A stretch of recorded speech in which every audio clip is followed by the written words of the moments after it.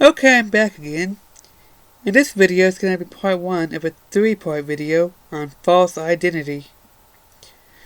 Well, actually, it's going to be kind of a 6-part series, false identity and identity. Well, actually, I'm not sure if it's going to be 6 parts or 5 parts. I'm still working that out. But I do know that it's divided into 2 sections.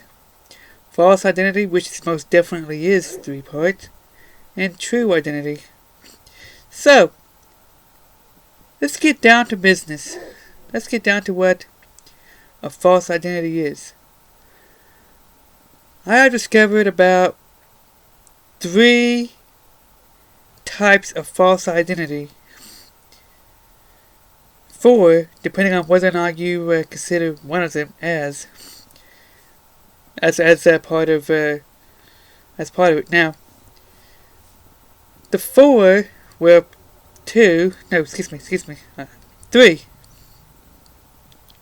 types of false identity is loser. Now, this is how they see themselves, not that they are. This is the person who sees themselves as a loser, basically, a failure. They can't do anything right. Okay? Self-identity and prideful. But actually, though, I believe I'm going to do prideful as part 2 and self-identity as part 3. So, self-identity is where you try to identify as something that you are not. And I go more into that that video. And prideful, that's the person who is a bit overconfident, who let's see how would I describe it. Let's see what's the best way. Okay, prideful is sort of a superiority complex. Yeah, it's where you see yourself a little better than everybody else. Well, I think, like I said, superiority complex. And you also care a lot about what other people think about you. You don't want to be seen as weak or a wimp or whatever the case is. So, let's go over loser, the first one. As I said, this is not what they are. This is how they feel about themselves. Okay? So, okay. So before I almost forgot something. See, who you are and what you identify as are 2 different things, or can be 2 different things. So, just that I put that in there. So, like I said, loser. So this is someone who, like I said, feels like a loser. They can't do anything right.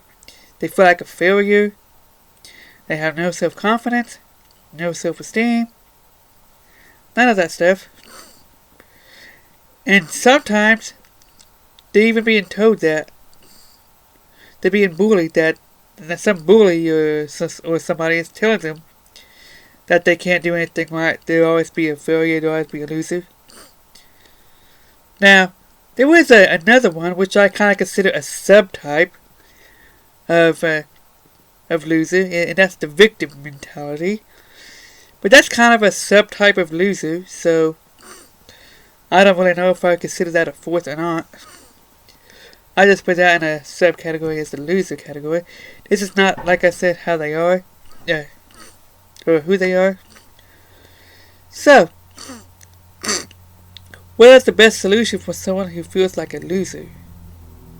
Well, they need to change their identity from loser to winner.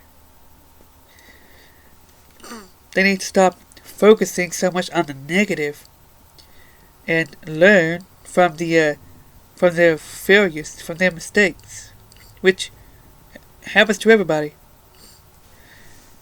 You have to learn from it, take lessons from it, so that you won't do that again.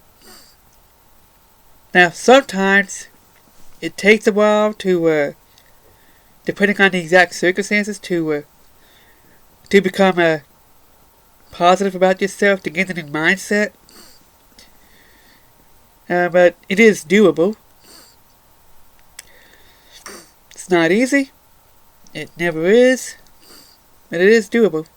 Just focus on the positive rather than the negative. Learn from mistakes. Learn from failures. And let go of the past. Don't dwell on the past. Like I said, I know that's not easy. I used to do that myself. And it took me a while to overcome that with the help from God.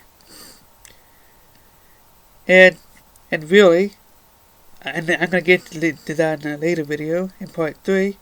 And really, your true identity is found in God. See, because you are not a loser. Nobody is a loser. So stop identifying as a loser. Stop professing to be a loser. No claiming, because the Bible says there's power in words. So, and start proclaiming over yourself that you are an overcomer. You are a winner. You are no longer a loser. You are no longer a victim. And I consider victim to be a subtype of loser. The victim identity. And victim is also sometimes used as like to manipulate people, like the victim mentality. Like people they just love to feel like victims for some reason. I don't know exactly why that is. I mean, I wouldn't want to be a victim. See, the difference between a victim and a survivor, which I'm going to get to in the next video, one big difference is, one of the biggest differences is that the mindset.